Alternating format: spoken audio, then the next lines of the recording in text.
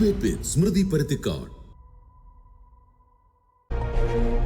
ഭരണഘടനയുടെ 75-ാം വാർഷികത്തിലെന്നല്ല ഒരു കാലത്തും ഇങ്ങനെ വിവാദങ്ങളാൽ ഉച്ചരിക്കപ്പെടേണ്ട വാക്കല്ല ഡോക്ടർ BR അംബേദ്കർ. ഇന്ത്യൻ ചരിത്ര നിർമ്മിതിയിൽ മഹാത്മാഗാന്ധിക്കൊപ്പം ഏറ്റവും ഉന്നതിയിൽ നിൽക്കുന്ന പേരാണത്. വ്യത്യസ്തരായിരിക്കാനും ആ വ്യത്യസ്തതകളുടെ പേരിൽ വേട്ടയാടപ്പെടാതിരിക്കാനുമുള്ള അവകാശമാണ് ജനാധിപത്യമെന്ന് പറഞ്ഞത് അംബേദ്കറാണ്. ലോക്സഭാ തെരഞ്ഞെടുപ്പാനന്തരം വ്യത്യസ്ത അഭിപ്രായങ്ങളാൽ രൂപപ്പെട്ട് ഐക്യമില്ലാത്ത അലയൻസായി മാറിയ ഇന്ത്യ മുന്നണിയെ ഒന്നിപ്പിച്ചിരിക്കുകയാണ് അമിത്ഷാ. അംബേദ്കർ ഇന്ത്യയിൽ എന്താണ് എന്ന് ഇന്ത്യ മുന്നണിക്ക് അറിയാം. ഭരണഘടന വാഗ്ദാനം ചെയ്യുന്ന അവകാശങ്ങൾ ഉയർത്തിപ്പിടിക്കാൻ ഒരാൾ ശ്രമിച്ചാൽ അയാളെ ഭരണകൂടം മുറുകെ പിടിക്കുന്ന കാലത്ത് അംബേദ്കറെയും മുറുകെ പിടിക്കണമെന്ന് അവർക്കറിയാം. അവിടെ കോൺഗ്രസിനും SP-ക്കും CPIM-നും CPI-ക്കും ഭിന്നസ്വരമില്ല. പ്രതിപക്ഷത്തെ ഒന്നിപ്പിച്ച പ്രസ്താവന അമിത്ഷായ്ക്ക് പറ്റിയ അമളിയോ എന്നതാണ് ചോദ്യം.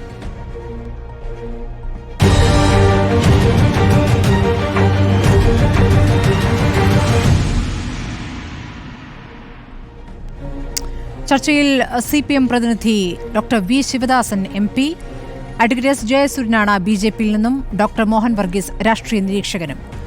ആദ്യം ഞാൻ ഡോക്ടർ V. ശിവദാസനിലേക്ക്. Doctor V. ശിവദാസൻ, ഇന്ന് പാർലമെന്റിനകത്തും പുറത്തും നടന്ന സംഭവവികാസങ്ങൾ, നീല വേഷമണിഞ്ഞെത്തിയ പ്രതിപക്ഷാംഗങ്ങൾ ഉന്തും തള്ളും, ആരെ തള്ളി ആർക്ക് പരിക്കേൽപ്പിച്ചു എന്നതിലേക്ക് തർക്കവും പരിഹാസവും ഒക്കെ നീളുന്ന കാഴ്ചയാണ് കണ്ടത്. യഥാർത്ഥത്തിൽ അംബേദ്കർ എന്ന വിഷയം പല വിഷയങ്ങളാൽ ഭിന്നിച്ചു നിന്ന പ്രതിപക്ഷത്തെ ഒരുമിപ്പിക്കുകയാണോ ചെയ്തിരിക്കുന്നത്? പാർലമെന്റിൽ അമിത്ഷാ നടത്തിയിട്ടുള്ള പ്രസംഗം എത്രമേൽ മോശപ്പെട്ടതായിരുന്നു എന്നുള്ളത് ഇതിൻ്റെ ആമുഖത്തിൽ തന്നെ നമ്മൾ കേട്ട് കഴിഞ്ഞു. ഒരു ആഭ്യന്തരമന്ത്രി പാർലമെൻറ്റിൽ നടത്താൻ പാടില്ലാത്ത പ്രസംഗമാണ് അദ്ദേഹം നടത്തിയത്.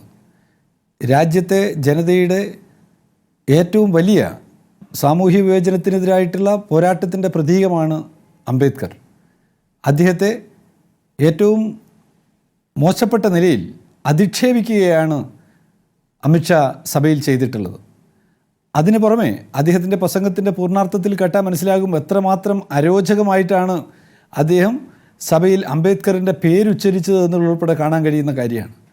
നിങ്ങൾ അംബേദ്കർ എന്ന മന്ത്രിക്കുന്നത് പോലെ നിങ്ങൾ ദൈവത്തിൻ്റെ പേര് മന്ത്രിച്ചിരുന്നെങ്കിൽ നിങ്ങളുടെ 7 തലമുറയ്ക്ക് സ്വർഗം കിട്ടുമായിരുന്നു എന്ന് പറയുന്നതിലൂടെ എന്താ ഉദ്ദേശിക്കുന്നത്? ഇന്ത്യ രാജ്യത്ത് BJP-യുടെ എന്ന് പറഞ്ഞാൽ മോദിയും അമിത്ഷായും നേതൃത്വം നൽകുന്ന ഈ ഭരണകാലത്ത് സെൻട്രൽ ഇൻസ്റ്റിറ്റ്യൂട്ടുകളിൽ, വിദ്യാഭ്യാസ സ്ഥാപനങ്ങളിൽ 21 ഇടങ്ങളിൽ ആദിവാസി വിഭാഗത്തിൽപ്പെട്ട വിദ്യാർത്ഥികൾക്ക് ഗവേഷണത്തിന് പ്രവേശനം നൽകിയിട്ടില്ല എന്ന് പാർലമെൻറ്റിൽ എനിക്ക് കിട്ടിയിട്ടുള്ള ഒരു മറുപടിയാണ്. ദളിത് വിഭാഗത്തിൽപ്പെട്ടിട്ടുള്ള വിദ്യാർത്ഥികൾക്ക് ഗവേഷണത്തിന് പ്രവേശനം നൽകിയിട്ടില്ല 15 എന്നുള്ളത് നാം ചർച്ച ചെയ്തിട്ടുള്ള കാര്യമാണ്.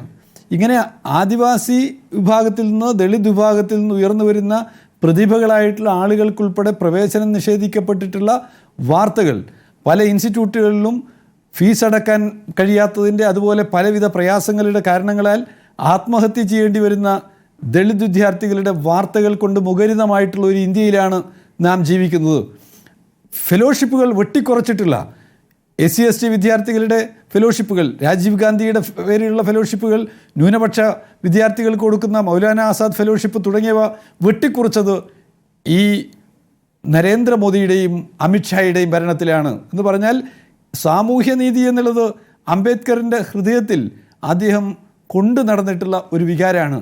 ആ സാമൂഹ്യനീതിയെ കുഴിച്ചു മൂടാൻ വേണ്ടിയുള്ള നീക്കമാണ് ഈ സർക്കാർ നടത്തിക്കൊണ്ടിരിക്കുന്നത്. സാമൂഹ്യനീതിയെ കുഴിച്ചു മൂടുന്നതിന് വേണ്ടിയുള്ള പ്രവർത്തനത്തിനിടയിൽ അംബേദ്കർ എന്ന പേര് അവരുടെ ഓരോ ചുവടുകളിലും അവർക്ക് ഭയമായി മാറുന്നു എന്നുള്ളതാണ് പ്രശ്നം.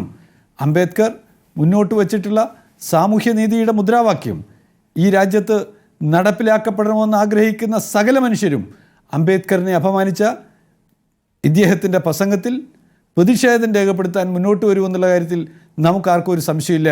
പ്രതിപക്ഷം എന്താ പാർലമെൻറ്റിൽ പറഞ്ഞത്? അദ്ദേഹം അംബേദ്കറിനെ അപമാനിച്ച ഇന്ത്യയുടെ ആഭ്യന്തരമന്ത്രി സഭയിൽ മാപ്പ് പറയണം, അദ്ദേഹം രാജിവെക്കണം. ആ വിഷയം ഉയർത്തിപ്പിടിച്ചുകൊണ്ടാണ് 2 ദിവസമായിട്ട് സഭ വലിയ നിലയിലുള്ള പ്രക്ഷോഭത്തിലേക്ക് പോയിട്ടുള്ളത്. സഭയ്ക്ക് പുറത്ത് പാർലമെൻറ്റിൻ്റെ പ്രധാന ഗേറ്റിൽ മുദ്രാവാക്യം വിളിച്ച പ്രതിപക്ഷ നേതാവ് ഉൾപ്പെടെയുള്ള ആളുകൾ, MP-മാരൊക്കെ അണിനിരന്നിട്ടുള്ള വലിയ മുദ്രാവാക്യവും പ്രകടനവും. ആ പ്രകടനത്തിന് ശേഷം ആ പ്രധാന ഗേറ്റിൻ്റെ മുന്നിലെത്തിയിട്ടുള്ള പ്രകടനത്തിലേക്ക് ഭരണകക്ഷിയുടെ ആളുകൾ തള്ളിക്കയറുകയാണ്. അംഗബലം അവർക്ക് കുറച്ച് കൂടുതലുണ്ട് എന്നുള്ളത് യാഥാർത്ഥ്യമാണ്. അംഗബലം ഉണ്ട് എന്നുള്ളത് കൊണ്ട് പ്രതിപക്ഷത്തിൻ്റെ പ്രകടനത്തെ അലങ്കോലപ്പെടുത്തുക എന്നുള്ളത് ന്യായമായിട്ടുള്ള കാര്യമല്ലല്ലോ. എന്നിട്ടോ അത്രമേൽ ന്യായമല്ലാത്ത കാര്യം ചെയ്തതിന് ശേഷം പ്രതിപക്ഷത്തെ ഒന്നടങ്കം അപമാനിക്കുന്നതിന് വേണ്ടിയുള്ള ശ്രമം അവർ നടത്തുകയും ചെയ്തു. കള്ളക്കേസുണ്ടാക്കാനും ആ കള്ളക്കേസിൻ്റെ മുകളിലുള്ള പരാതി ചെയർമാൻ്റെ ഇടയിൽ ചെന്നിട്ട് അവതരിപ്പിക്കാനും ഒക്കെ അവർക്ക് സന്ദർഭവും സാഹചര്യമൊക്കെ ഉണ്ട് എന്നുള്ളത് നമുക്കറിയാവുന്ന കാര്യമാണ്. ചെയർമാൻ അത് സഭയിൽ പറയുകയും ചെയ്തു. ഞങ്ങൾ ഓർമ്മപ്പെടുത്തുന്നത് രാജ്യത്തെ ട്രഷറി ബെഞ്ച് ഭരണപക്ഷം കാണിക്കേണ്ടുന്ന മാന്യതയുണ്ട്. ആ മാന്യതയൊക്കെ നിങ്ങൾ ലംഘിക്കുകയാണ്. ഈ ആദിവാസി വനിതാ MP-യെ അപമാനിച്ചു എന്നടക്കമുള്ള ആരോപണമാണ് ഇപ്പോൾ രാഹുൽ ഗാന്ധിക്കെതിരെ ഉയർത്തിയിരിക്കുന്നത് BJP എന്നതും ഒരു പ്രധാനപ്പെട്ട കാര്യമാണ്. നമ്മളാരും ആ ദൃശ്യങ്ങളൊന്നും കാണുന്നില്ല. പക്ഷേ പിടിച്ചു തള്ളുന്നു. ഖാർഗെയുടെ മേലേക്കും ഇതുപോലെ ഒരാൾ വന്നു വീഴുന്നു. ഖാർഗെ അവിടെ നിന്ന് എണീക്കാൻ ശ്രമിക്കുന്നു. ഖാർഗെയ്ക്ക് മേലെയും ആക്രമണം ഉണ്ടാകുന്നെന്ന് ഖാർഗെ പറയുന്നു.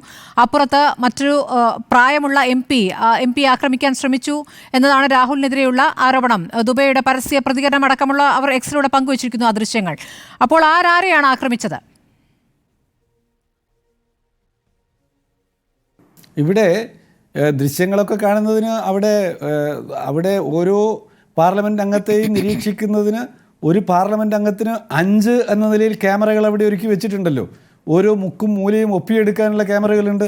അവിടെ പാർലമെൻ്ററി സെക്യൂരിറ്റി വിങ്ങിനെ നിഷ്പ്രഭമാക്കിക്കൊണ്ട് ഇപ്പോൾ CISF-നെ വിന്യസിച്ചിരിക്കുകയാണ്. അമിത്ഷായുടെ നേരിട്ടുള്ള നിയന്ത്രണത്തിലുള്ള പാരാമിലിറ്ററി ഫോഴ്സും പോലീസ് സേനയും ഒക്കെയാണ് പാർലമെൻറ്റിനെ നിയന്ത്രിക്കുന്നതിന് വേണ്ടി അവിടെ നിൽക്കുന്നത്. ഞാൻ ഉൾപ്പെടെയുള്ള ആളുകൾ പരാതി കൊടുക്കുകയുണ്ടായി. എന്താണ്, അവിടെ പാർലമെൻ്ററി സെക്യൂരിറ്റി വിങ്ങാണ് ഈ ചുമതലകൾ നിർവഹിക്കേണ്ടത്. ആ സെക്യൂരിറ്റി വിങ്ങിനെ ശക്തിപ്പെടുത്തുന്നതിന് പകരമായിട്ട് പാർലമെൻറ്റിൻ്റെ നിഷ്പക്ഷമായിട്ടുള്ള സ്പീക്കറുടെയും രാജ്യസഭാ ചെയർമാൻ്റെയും ഉത്തരവാദിത്വത്തിൽ നടപ്പിലാക്കപ്പെടേണ്ടുന്ന സെക്യൂരിറ്റി സംവിധാനത്തെ പൂർണ്ണമായും അമിത്ഷായുടെ കൈകളിലേക്ക് ഇപ്പോൾ നൽകിക്കഴിഞ്ഞിരിക്കുകയാണ്. ഇത് തെറ്റാണ് എന്ന് ഞാൻ ഈ തീരുമാനം വന്ന സമയത്ത് തന്നെ സ്പീക്കർക്ക് അതോടൊപ്പം നമ്മുടെ ചെയർമാന് കത്തെഴുതുകയുണ്ടായി. അപകടകരമായിട്ടൊരു കീഴടക്കം ഞങ്ങൾ ഇത്രേ പറയുന്നുള്ളൂ. ആ ക്യാമറയിൽ പതിഞ്ഞിട്ടുള്ള ദൃശ്യങ്ങളൊന്ന് കാണിച്ചു കൊടുത്തു കഴിഞ്ഞാൽ സംശയത്തിന് ഇടയുണ്ടാവില്ലല്ലോ. ആരും ഒരു തർക്കത്തിനും പോകേണ്ടുന്ന കാര്യമില്ലല്ലോ.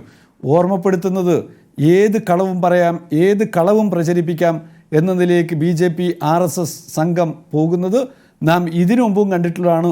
അവർക്ക് കൂട്ടുപിടിക്കുന്ന ആളുകളായിട്ട് നിഷ്പക്ഷരായിരിക്കേണ്ടുന്ന ആളുകൾ, ഏറ്റവും വലിയ ഭരണഘടനാ പദവിയിലിരിക്കുന്ന ആളുകൾ, അവരോടൊപ്പം നിന്ന് അവരുടെ വക്താക്കളും അവരുടെ ഉദ്ദേശത്തിൻ്റെ പ്രയോക്താക്കളുമായിട്ട് നീങ്ങിക്കൊണ്ടിരിക്കുന്നുണ്ടെങ്കിൽ അത് പാർലമെൻ്ററി ജനാധിപത്യത്തിൻ്റെ മഹനീയതയെ കളങ്കപ്പെടുത്തുന്നതാണ് എന്നുള്ളത് കൂടിയാണ് ഓർമ്മപ്പെടുത്താനുള്ളത്. BJP RSS അംബേദ്കറിനോട് ഏറ്റവും വലിയ വിദ്വേഷം അവർക്കുണ്ട്. കാരണം അവരുടെ രാഷ്ട്രീയം നടപ്പിലാക്കുന്നതിന് ഏറ്റവും പ്രധാനപ്പെട്ട തടസ്സമായി നിന്നിട്ടുള്ള ആളുകളിൽ ഒരാൾ അംബേദ്കർ ആയിരുന്നു എന്നുള്ളത് കൊണ്ടാണ്. അംബേദ്കർ ഈ നാട്ടിലെ പട്ടികജാതി ജനവിഭാഗത്തിന്, ആദിവാസി ജനവിഭാഗത്തിന് സംവരണം വേണമെന്ന് വാദിച്ചിട്ടുള്ള ആളുകളിൽ ഒരാളാണ് അംബേദ്കർ. ഈ നാട്ടിലെ സാധാരണക്കാരായ മനുഷ്യരുടെ താല്പര്യങ്ങൾ ഉയർത്തിപ്പിടിച്ച് മനുവാദികൾക്കെതിരായിട്ട് RSS-ൻ്റെ രാഷ്ട്രീയത്തിനെതിരായിട്ട് ശബ്ദിച്ചിട്ടുള്ള ഒരാളാണ്. അതുകൊണ്ട് RSS അമിത്ഷാ അംബേദ്കറിനെ അപമാനിച്ചുകൊണ്ടേയിരിക്കുമെന്നുള്ളത് നമുക്കറിയാവുന്ന കാര്യമാണ്. പക്ഷേ അത് കണ്ട് രാജ്യത്തെ ജനാധിപത്യവാദികൾ അടങ്ങിയിരിക്കണം എന്ന് നിങ്ങൾ ആഗ്രഹിക്കുന്നുണ്ടെങ്കിൽ അത് നടക്കാനും പോകുന്നില്ല. ശരി, അംബേദ്കർ അംബേദ്കർ അംബേദ്കർ എന്ന് വിളിക്കുന്നതിന് പകരം ദൈവത്തെ വിളിച്ചാൽ സ്വർഗമെങ്കിലും കിട്ടുമെന്നുള്ള വാചകങ്ങളിൽ പരിഹാസമില്ലേ? ഭരണഘടനാ ശില്പിയെ അനാദരിക്കലില്ലേ? ഇല്ലെങ്കിൽ അതെങ്ങനെയാണ് BJP വിശദീകരിക്കുക? അഡ്വക്കേറ്റ് ജയസൂര്യൻ പറയും. Doctor S. ജയസൂര്യൻ, അംബേദ്കർ എന്ന പേര് ഇടയ്ക്കിടെ പറയുന്ന ഒരു ഫാഷൻ ആയിരിക്കുന്നു എന്ന പരിഹാസമാണ് ആഭ്യന്തരമന്ത്രി നടത്തിയത്. അത് ഭരണഘടനയുമായി ബന്ധപ്പെട്ട ചർച്ചയാണ് പാർലമെന്റിൽ നടക്കുന്നത്. സ്വാഭാവികമായും അംബേദ്കർ എന്ന പേര് ആവർത്തിച്ച് വരിക തന്നെ ചെയ്യും. ആ പേര് അസ്വസ്ഥപ്പെടുത്തുന്നുണ്ടോ BJP-യെ? ആ പേര് ഇപ്പോൾ കോൺഗ്രസുകാരെയും കമ്മ്യൂണിസ്റ്റുകാരെയും കനത്ത തോതിൽ അസ്വസ്ഥപ്പെടുത്തുന്നുണ്ട്. അതിൽ നിന്ന് ഒളിച്ചോടാൻ വേണ്ടിയാണ് ഇത് അമിത്ഷായ്ക്ക് നേരെ കുറ്റം ചാർത്തുന്നത്. അദ്ദേഹം ചോദിച്ചത് ശരിക്കും ഇപ്പോൾ കോൺഗ്രസുകാർക്കും കമ്മ്യൂണിസ്റ്റുകാർക്കും അംബേദ്കർ ഒരു ഫാഷൻ ആയത് എങ്ങനെ എന്ന് തന്നെയാണ്. അതിന് കാരണമുണ്ട്. അംബേദ്കർ ജീവിച്ചിരുന്ന കാലത്ത് 2 തവണ പാർലമെന്റിലേക്ക് മത്സരിച്ച് പാർലമെന്റ് അംഗമാകാൻ അദ്ദേഹം ആഗ്രഹിച്ചിരുന്നു, കൊതിച്ചിരുന്നു. അന്ന് പണ്ഡിറ്റ് ജവഹർലാൽ നെഹ്റുവും അതുപോലെ തന്നെ അന്നത്തെ കമ്മ്യൂണിസ്റ്റ് നേതാവ് SA ഡാംഗെയും പരസ്യമായി രംഗത്തിറങ്ങി പ്രചരണം നടത്തി അദ്ദേഹത്തെ തോൽപ്പിക്കുകയാണ് ഉണ്ടായത്. അതായത് അംബേദ്കർ ഒരിക്കലും ഇന്ത്യൻ പാർലമെന്റിനകത്ത് കടക്കരുത് എന്ന് നിർബന്ധമുണ്ടായിരുന്നത് അന്ന് കോൺഗ്രസിനും അതേപോലെ തന്നെ കമ്മ്യൂണിസ്റ്റ് പാർട്ടിക്കായിരുന്നു. അവർ രണ്ടുപേരും ചേർന്ന് 2 തവണയാണ് തോൽപ്പിച്ചത്. കൃത്യമായ തെളിവുകൾ ചരിത്രത്തിലുണ്ടല്ലോ. മാത്രമല്ല, ഈ അംബേദ്കർ പാർലമെന്റിൽ വരരുതെന്ന് മാത്രമല്ല, പാർലമെന്റിനകത്ത് അംബേദ്കറുടെ ചിത്രം പോലും വരരുതെന്ന് ഇവർക്ക് 2 പേർക്കും നിർബന്ധമുണ്ടായിരുന്നു. അംബേദ്കറുടെ ചിത്രം ആദ്യമായിട്ട് പാർലമെന്റിൽ കൊണ്ടുവരുന്നത്, അവിടെ സ്ഥാപിക്കുന്നത് VP സിംഗിന്റെ കാലഘട്ടത്തിലാണ്. അതേപോലെ തന്നെ അംബേദ്കറുടെ 5 അദ്ദേഹത്തിന്റെ ജീവിതവും ജനനവും മരണവും പ്രവർത്തനവുമായി ബന്ധപ്പെട്ട 5 പ്രദേശങ്ങളെ പഞ്ചതീർത്ഥ എന്ന പേരിൽ ആ സ്മാരകമുണ്ടാക്കുന്നത് നരേന്ദ്രമോദിയുടെ കാലഘട്ടത്തിലാണ്. നമ്മൾ ഓർക്കണം, അദ്ദേഹത്തിനൊരു സ്മാരകം പോലും ഡൽഹിയിൽ പണിയാൻ സമ്മതിച്ചിരുന്നില്ല കോൺഗ്രസുകാരും കമ്മ്യൂണിസ്റ്റുകാരും ഒക്കെ ഭരിച്ചിരുന്ന കാലഘട്ടങ്ങളിൽ. ഇതൊക്കെയാണ് അംബേദ്കറോട് ഇവർ ചെയ്ത കാര്യങ്ങൾ. അതായത് അംബേദ്കറെ രാഷ്ട്രീയമായി വധിച്ചവരാണ്, കൊന്നുകളഞ്ഞവരാണ് താങ്കൾ പറയുന്ന ഒരു കാര്യം ശരിയാണ്. കമ്മ്യൂണിസ്റ്റ് നേതാവ് താങ്കൾ പറയുന്ന ഒരു കാര്യം ശരിയാണ്. കോൺഗ്രസ് അംബേദ്കറെ എതിർത്തു, 2 തവണ തോൽപ്പിച്ചു. അതാണല്ലോ മോദിയും ആവർത്തിച്ചു പറഞ്ഞത്. അംബേദ്കർ കോൺഗ്രസുകാരനായിരുന്നില്ല. 2 തരം വ്യത്യസ്ത അഭിപ്രായങ്ങൾ, അതോ 2, 3, 4 വ്യത്യസ്ത അഭിപ്രായങ്ങൾ വേണം ഈ രാജ്യത്ത് എന്ന് ആവർത്തിച്ചു പറഞ്ഞ ആളാണ് അംബേദ്കർ എന്നുള്ള കാര്യം നമ്മുടെ മുന്നിലുണ്ടല്ലോ. ഭരണഘടനാ നിർമ്മാണ സഭയുടെ ചെയർമാനാക്കിയത് ആരാണ്? അതിൽ കോൺഗ്രസിന് പങ്കില്ലേ? അംബേദ്കർ എങ്ങനെയാണ് അതിലേക്ക് വരുന്നത്? ഭരണഘടനാ നിർമ്മാണ സഭയിലേക്ക് ബോംബെയിൽ നിന്ന് ജയിപ്പിച്ചത് കോൺഗ്രസ് ആണല്ലോ. അപ്പോൾ അങ്ങനെയും ചില കാര്യങ്ങളുണ്ട്. അഭിപ്രായ വ്യത്യാസങ്ങൾ, 2 നിലപാടുകൾ, ഇതൊക്കെ തന്നെ ശരിയാണ്. അതിൽ CPM-നും മറ്റൊരു നിലപാടുണ്ട്. കമ്മ്യൂണിസ്റ്റ് നേതാവ് SA ഡാംഗിയും അംബേദ്കർക്കെതിരെ മത്സരിച്ചിട്ടുണ്ട്. ഇതൊക്കെ ചരിത്രപരമായി ശരിയാണ്. പക്ഷേ അദ്ദേഹം എന്തിനെതിരായിരുന്നു എന്നുള്ളതാണല്ലോ ഏറ്റവും പ്രധാനം. തീർച്ചയായിട്ടും അദ്ദേഹം എന്തിനെതിരായിരുന്നു എന്നുള്ളത് തീർച്ചയായിട്ടും പ്രധാനമാണ്. അത് ചർച്ച ചെയ്യാനുള്ള ധൈര്യമുണ്ടോ ഇന്ത്യയിലെ ഏതെങ്കിലും ഒരു ചാനലിന്, ഇന്ത്യയിലെ ഏതെങ്കിലും ഒരു പത്രത്തിന് എന്ന് ഞങ്ങൾ ചോദിക്കുകയാണ്. അത്തരം കാര്യങ്ങൾ ചർച്ച ചെയ്യുമ്പോൾ പൊള്ളും. ഒറ്റ ഉദാഹരണം ഞാൻ പറയാം. അംബേദ്കർ ബാന്ദ്രയില് പാർലമെന്റിലേക്ക് മത്സരിക്കുമ്പോൾ അദ്ദേഹത്തിന്റെ ചീഫ് ഇലക്ഷൻ ഏജന്റ് ആയിട്ടിരുന്നത് RSSന്റെ പ്രചാരകനായിരുന്ന ദത്തോപാന്ത ടേങ്കിഡിജിയ. എന്നിട്ട് RSSന്റെ പിന്തുണയോടുകൂടിയാണ് അദ്ദേഹം മത്സരിച്ചത്.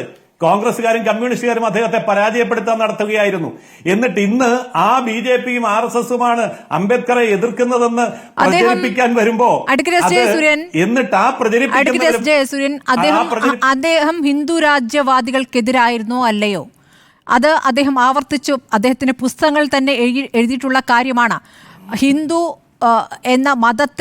മതത്തിനോടുള്ള എതിർപ്പ് കാരണം ബുദ്ധമതം സ്വീകരിച്ച വ്യക്തി കൂടിയാണ്. അദ്ദേഹത്തെ ഒരു ഹിന്ദുവാക്കി നിങ്ങൾ ചിത്രീകരിക്കുകയാണ്, ചരിത്രത്തെ വളച്ചൊടുക്കുകയാണ് എന്ന് പറഞ്ഞാൽ എന്താണ് നിങ്ങൾക്ക് അതിനുള്ള മറുപടി?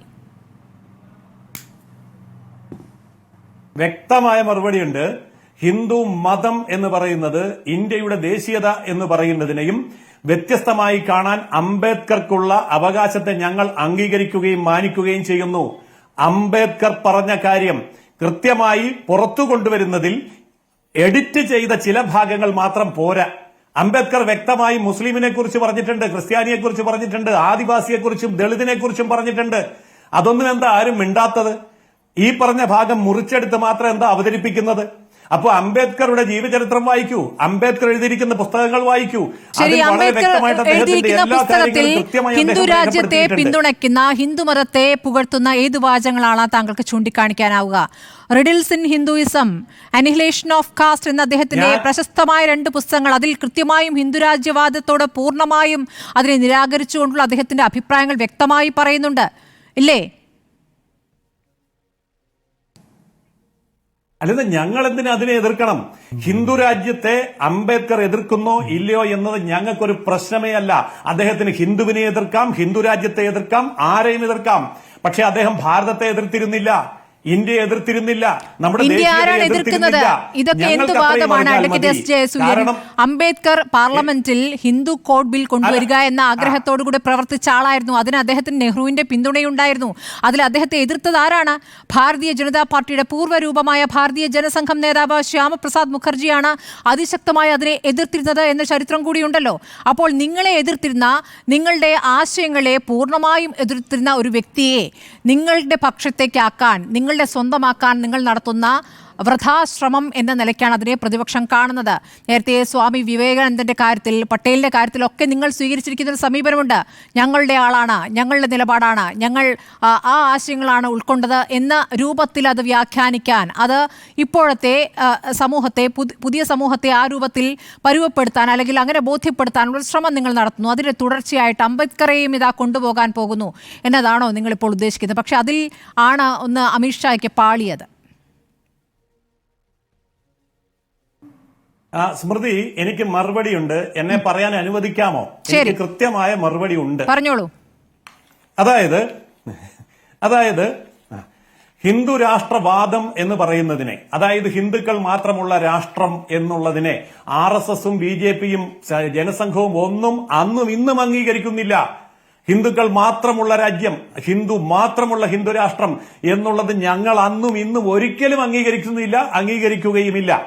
അംബേദ്കറെ ഞങ്ങളാണ് പിന്തുണയ്ക്കാനുണ്ടായിരുന്നത്. ഞങ്ങൾ അംബേദ്കറെ എതിർക്കുകയല്ല ചെയ്തത്. ഹിന്ദു കോഡ് ബിൽ കൊണ്ടുവന്നതിനെ, ഹിന്ദു കോഡ് ബില്ലിന് അന്ന് ഞങ്ങളും എതിരായിരുന്നു. കാരണം എന്തിനാണ് ഹിന്ദു കോഡ് ബിൽ കൊണ്ടുവന്നതെന്ന് അറിയാമോ? ഹിന്ദുക്കളെ പ്രീണിപ്പിക്കാൻ വേണ്ടിയാണ്.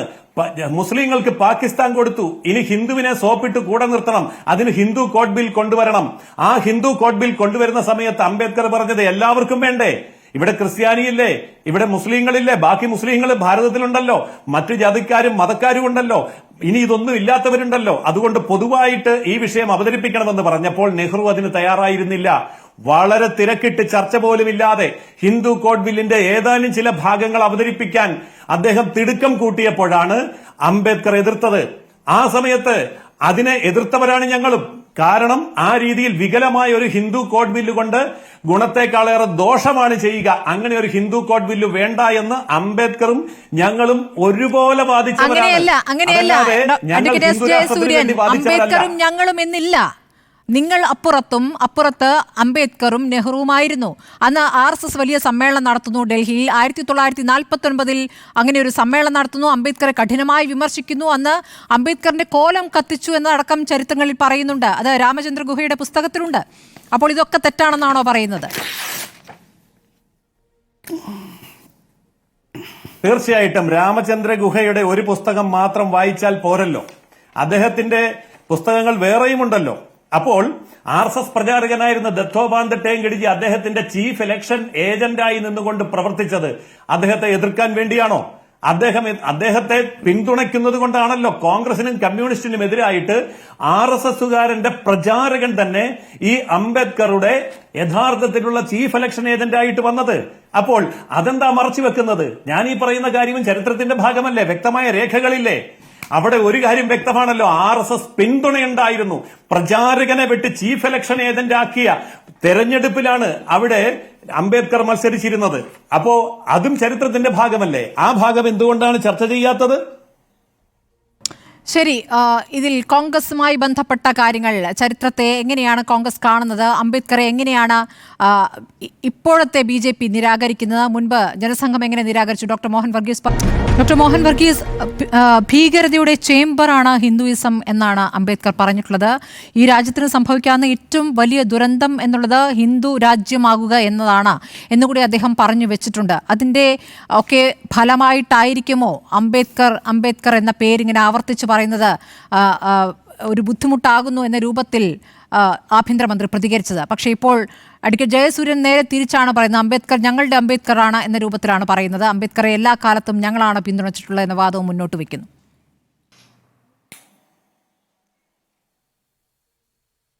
ഇവിടെ സ്മൃതി ഓർക്കേണ്ട ഒരു കാര്യമുണ്ട്. ഭരണഘടനയുടെ 75ാം വാർഷികം ആഘോഷിക്കുന്ന ഈ വേളയിൽ, ഭരണഘടനാ ചർച്ച പാർലമെന്റിൽ നടക്കുന്ന വേളയിൽ തന്നെ ഡോക്ടർ BR അംബേദ്കറുടെ ലെഗസിയുടെ നേരവകാശികളായി ഇന്ത്യ സഖ്യവും NDA സഖ്യവും പരസ്പരം മത്സരിക്കുന്നത് കൗതുകമുണർത്തുന്ന ഒരു കാഴ്ചയാണ്. ഇവിടെ ഇത് മനസ്സിലാക്കണമെങ്കിൽ പോസ്റ്റ് അംബേദ്കർ ഇന്ത്യയിൽ രണ്ടായി ആ ചരിത്രത്തെ വീതിച്ച് മാത്രമേ നമുക്ക് കാണാനാവൂ. ആദ്യപാദത്തിൽ ഒരു 80കൾ 90കൾ വരെയുള്ള ആദ്യ പാദത്തിൽ യഥാർത്ഥത്തിൽ അംബേദ്കർ രണ്ട് ശക്തികളോട് ഒരുപോലെ പൊരുതിയിരുന്നു. ഒന്ന്, നേരത്തെ സൂചിപ്പിച്ച ഹൈന്ദവ ദേശീയതയുടെ പ്രതീകങ്ങളായ ശക്തികളോട് പൊരുതിയിരുന്നു. ഹിന്ദു കോഡ് ബില്ല് വന്നപ്പോൾ അതിനെ കഠിനമായി എതിർത്ത ഹൈന്ദവ സംഘടനകൾ, അത് BJPയുടെ മുൻരൂപമായ ജനസംഘാകട്ടെ, ഹിന്ദു മഹാസഭയാകട്ടെ, അതുമായി ബന്ധപ്പെട്ട സംഘടനകളാകട്ടെ, ആ സംഘടനകളുടെ സമ്മർദ്ദം കൂടി കൊണ്ടാണ് അത് അംബേദ്കർ ഉദ്ദേശിച്ച രീതിയിൽ അത് പാസ്സാക്കാനാവാതെ വന്നതും. അതിനോട് കലഹിച്ചാണ് ഒരു പരിധിവരെ അംബേദ്കർ ഈ കോൺഗ്രസുമായി കലഹിച്ചത്. കൊണ്ടാണ് അങ്ങനെയാണ് അംബേദ്കർ നെഹ്റുവിൻ്റെ മന്ത്രിസഭയിൽ നിന്നും രാജിവെക്കുന്നത്. അതായത് ഒരു കാരണം. മറ്റൊരു കാര്യമെന്ന് പറയുന്നത്, ഇവിടെ പറയുന്ന അംബേദ്കർ അതിശക്തമായി ഇന്ത്യയുടെ വിദേശ നയത്തെ, അതായത് നെഹ്റുവിൻ്റെ വിദേശ നയത്തെ എല്ലാവരും പുകഴ്ത്തുമ്പോഴും അംബേദ്കർ ശക്തമായി വിമർശിച്ചു. അതിന് പൊതുവേ ഇപ്പോൾ ഭാരതീയ ജനതാ പാർട്ടി പറയുന്ന കാരണങ്ങളല്ല അതിൻ്റെ യഥാർത്ഥ കാരണം. ഇന്ത്യയുടെ GDPയുടെ അല്ലെങ്കിൽ ഇന്ത്യയുടെ ബഡ്ജറ്ററി അലോട്ട്മെൻറ്റിൻ്റെ ഒരു നല്ല പകുതിയോളം ഡിഫൻസിന് വേണ്ടി ചെലവഴിക്കുകയാണ്. അതെന്തുകൊണ്ടാണ്? രാജ്യത്തിൻ്റെ വിദേശ നയത്തിൽ പോരായ്മകൾ വരുമ്പോഴാണ്, അയൽ രാജ്യങ്ങളുമായ ബന്ധം വികലമാക്കുമ്പോഴാണ് വലിയ തുക ഡിഫൻസിനായി, പ്രതിരോധത്തിനായി മാറ്റിവെക്കേണ്ടത്. അത് സാധാരണ ജനത്തിൻ്റെ അവശ്യ വിഭാഗങ്ങളുടെ ഉന്നമനത്തിന് വേണ്ടി, ക്ഷേമ പദ്ധതികൾക്ക് വേണ്ടി നീക്കിവെക്കാനുള്ള പണമാണ് അനാവശ്യമായി ഡിഫൻസിന് വേണ്ടി ഓവർ സ്പെൻഡിങ്ങിൻ്റെ രൂപത്തിൽ ചെലവഴിക്കപ്പെടുന്നത് എന്ന ഒരു ആക്ഷേപം അതിശക്തമായിട്ടുണ്ട്. അതുകൊണ്ട് ഇന്ത്യയുടെ വിദേശ നയത്തെ എതിർത്തു എന്നത് നേരിട്ടല്ല സംഭവിച്ചിരിക്കുന്നത്. അതിനുള്ള കാരണം ഇതാണ്. മൂന്നാമത് ഒരു തർക്ക മേഖല നെഹ്റുവുമായും അതുപോലെ കോൺഗ്രസ് എസ്റ്റാബ്ലിഷ്മെൻറ്റുമായും ഉണ്ടായ ഒരു തർക്ക മേഖല എന്ന് പറയുന്നത് കാശ്മീറാണ്. കാശ്മീരിൽ ആർട്ടിക്കിൾ 370 എന്നതല്ല അവിടുത്തെ തർക്ക വിഷയം. Special status Jammu and Kashmir ആയിരുന്നില്ല, മറിച്ച് റെഫറൻഡം നടത്തുന്നതുമായി ബന്ധപ്പെട്ട ഒരു സമയക്രമം. അത് മാത്രമല്ല, അതിൽ ആരെ പങ്കെടുപ്പിക്കണം, അത് കാശ്മീരിൻ്റെ ജമ്മു വിഭാഗം, അതുപോലെ കാശ്മീർ താഴ്വര, ശ്രീനഗർ വാലി, അതോടൊപ്പം തന്നെ ലഡാക്ക് മേഖല, ഇവിടെ എല്ലാം ഉള്ള ചില ജനങ്ങൾക്ക്, ചില വിഭാഗങ്ങൾക്ക് ഇന്ത്യയോടൊപ്പം ചേരണമെന്നുള്ള അദമ്യമായ ആഗ്രഹമുണ്ട്. ഒരുപക്ഷെ റെഫറൻഡത്തിൽ കൂടി ആ ആഗ്രഹം പൂർണ്ണമായി പ്രതിഫലിക്കപ്പെടില്ല. കാശ്മീർ വാലിക്ക് ഡോമിനേഷൻ ലഭിക്കുന്ന ഒരു അന്തരീക്ഷം ഇന്ത്യയുടെ ദേശീയതയ്ക്ക് അത്ര നല്ലതല്ല എന്ന ഒരു ചിന്തയിലാണ് അത് എതിർത്തത്. അപ്പോൾ ഈ കാര്യങ്ങളിൽ അംബേദ്കറിൻ്റെ നിലപാടുകൾ യഥാർത്ഥത്തിൽ കോൺഗ്രസ് പാർട്ടിക്ക് എതിരാണ് എന്ന് പറയുമ്പോഴും അത് നെഹ്റുവിനോടുള്ള വിയോജിപ്പുണ്ട്, കോൺഗ്രസ് പാർട്ടിയുടെ അന്നത്തെ നയങ്ങളോടുള്ള വിയോജിപ്പുണ്ട്. അതിനേക്കാൾ ശക്തമായ വിയോജിപ്പ് ഭാരതീയ ജനതാ പാർട്ടിയുടെ മുൻ രൂപമായ സംഘടനകളുമായി ഉണ്ടായിരുന്നു എന്നതാണ് വാസ്തവം. എന്നാൽ കാലമേറെ കഴിഞ്ഞു, 90കൾ കഴിഞ്ഞു. അംബേദ്കർ ലെഗസിയെ പൂർണ്ണമായി ഉൾക്കൊള്ളാൻ കോൺഗ്രസ് തയ്യാറായില്ല. ശരിയാണ് ശ്രീമതി സ്മൃതി പറഞ്ഞത്, ഈ അംബേദ്കറിനെ ഭരണഘടനാ നിർമ്മാണ സമിതിയിൽ അംഗമായി കൊണ്ടുവന്നത് കോൺഗ്രസ് പാർട്ടി ജയിപ്പിച്ചു എടുത്തതാണ്. പക്ഷേ അതിനുശേഷം അംബേദ്കർ മത്സരിക്കാൻ തയ്യാറായപ്പോൾ കോൺഗ്രസുമായി കലഹിച്ച് റിപ്പബ്ലിക്കൻ പാർട്ടി ഉണ്ടാക്കി അദ്ദേഹം മത്സരിക്കാൻ ശ്രമിച്ചപ്പോൾ പരാജയപ്പെടുത്താൻ മുന്നിട്ട് നിന്നത് വിഖ്യാതനായ നെഹ്റു ഉൾപ്പെടെയുള്ള കോൺഗ്രസ് നേതാക്കളാണ്. അതും വിസ്മരിക്കുന്നില്ല. അദ്ദേഹത്തിൻ്റെ ഒരു ചിത്രം പോലും പൊതു ഇടങ്ങളിൽ വരാതിരിക്കാനും അംബേദ്കർ ലെഗസിയെ പൂർണ്ണമായി തമസ്കരിക്കാനും കോൺഗ്രസ് പാർട്ടിയുടെ ഭാഗത്തു നിന്ന് നെഹ്റുവിയൻ കാലഘട്ടം മുതൽ തീവ്രമായ പരിശ്രമങ്ങൾ ഉണ്ടായി എന്നതും ചരിത്രത്തിലെ സത്യമായ കാര്യമാണ്. ശരി, പക്ഷേ ഡോക്ടർ മോഹൻ വർഗീസ്, അപ്പോൾ പക്ഷേ അംബേദ്കർ പറഞ്ഞ ഒരു കാര്യം, ഹിന്ദു രാജ്യമാകുക എന്നുള്ളതാണ് രാജ്യത്തിൽ സംഭവിക്കുന്ന ഏറ്റവും വലിയ ദുരന്തമെന്ന് അദ്ദേഹം മുൻകൂട്ടി കണ്ടിരിക്കുന്നു.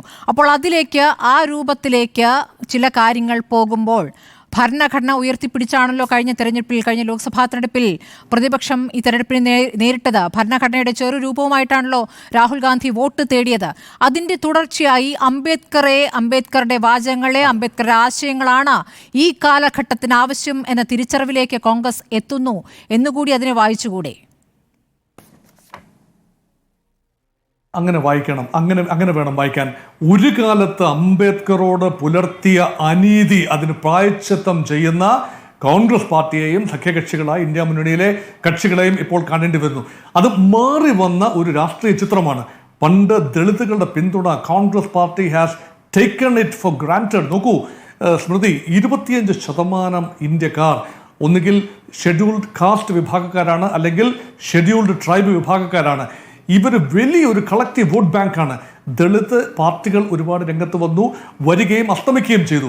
പക്ഷേ ഇപ്പോൾ കാണുന്ന ഒരു പ്രവണത, ദളിത് രാഷ്ട്രീയം എന്ന ഒന്നിന് വലിയ പ്രസക്തിയില്ല, മറിച്ച് മുഖ്യധാര കക്ഷികളുടെ രാഷ്ട്രീയത്തിൻ്റെ ഒരു ചെറിയ ഭാഗമായി ദളിത് രാഷ്ട്രീയം വരികയാണ്. അതിൽ നേട്ടം കൊയ്തത് ഈ അടുത്ത കാലത്ത് ഭാരതീയ ജനതാ പാർട്ടിയാണ്.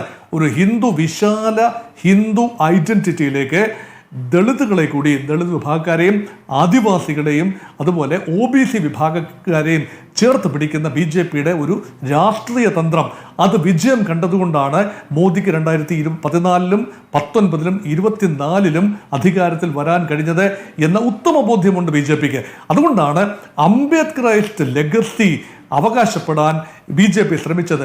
രാഷ്ട്രപതിയെ ഇപ്പോൾ ആദിവാസി വിഭാഗക്കാരിയായ ഒരു വനിതയായ രാഷ്ട്രപതി നമുക്കുണ്ടായിരിക്കുന്നു. അതിനു മുമ്പ് ഒരു ദളിത് വിഭാഗക്കാരനായ ഒരു രാഷ്ട്രപതി നമുക്കുണ്ടായി. BJPയുടെ ഒരു സമയത്ത് വന്ന കാര്യങ്ങളാണ്. അതുപോലെ പ്രതീകങ്ങളായി അംബേദ്കറൈസ്ഡ് പ്രതീകങ്ങളെ ഉയർത്തിപ്പിടിക്കുന്നു.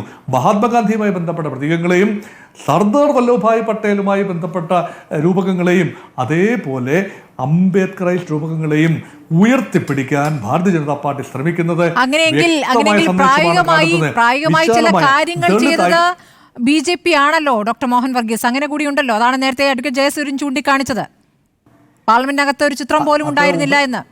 കായികമായി ചെയ്തു അത് ഉപരിപ്ലവം.